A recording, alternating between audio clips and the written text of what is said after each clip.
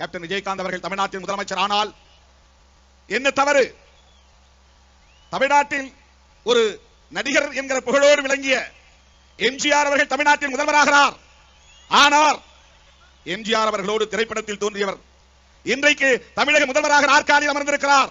அவர் நடிகராக இருந்த போதே தான் தோன்றிய படங்களில் தான் நடித்த கதாநாயகனாக நடித்த ஒவ்வொரு திரைப்படத்திலும் ஏழை எளிய மக்களுக்காக, ஒடுக்கப்பட்ட மக்களுக்காக, பாடுபடுகிற பாட்டாளி மக்களுக்காக அவர் பேசியிருக்கிறார், நடித்திருக்கிறார். அது எத்தனையோ இளைஞர்களை கவர்ந்திருக்கிறது. ஏன் அடுத்து கேப்டன் விஜயகாந்த் அவர்கள் தமிழ்நாட்டின் முதலமைச்சர் நாற்காலியில் அமரக்கூடாது? சிலர் கேட்கிறார்கள், மக்கள் நல கூட்டணியில் திருமாவளவனை ஏன் முதல்வர் வேட்பாளராக அறிவிக்கவில்லை என்கிறார்கள். நான் சொல்கிறேன், கேப்டன் விஜயகாந்த் முதல்வரானால் திருமாவளவன் முதல்வரானால்தான் பொருள். கேப்டன் விஜயகாந்த் முதலமைச்சர் நாற்காலியில் அமர்ந்தால் ஒடுக்கப்பட்ட மக்களின் அதிகார பகிர்வை பெற முடியும்.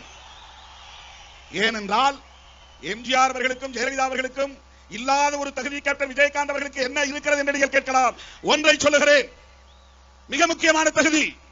தமிழ்நாட்டில் கூட்டணி ஆட்சி அமைப்பதற்கு கேப்டன் விஜயகாந்த் அவர்கள் முன்வந்திருக்கிறார். அதிகாரத்தை பகிர்ந்தளிப்பதற்கு மனம் வர வேண்டும். சில பேர் சாப்பாட்டை கூட பகிர்ந்து கொடுக்க மாட்டான். ஆனால் அதை விட ஒரு படி மேலே போய் நம்முடைய கேப்டன் விஜயகாந்த் அவர்கள் தொகுதிகளை பகிர்ந்தளித்து தமிழ்நாட்டில் ஆட்சி அதிகாரத்தையும் பகிர்ந்து கொள்வோம். இது தமிழ்நாட்டு அரசியல் தலைவர்கள் யாருக்கும் இல்லாத ஒரு சிறப்பு குணம்.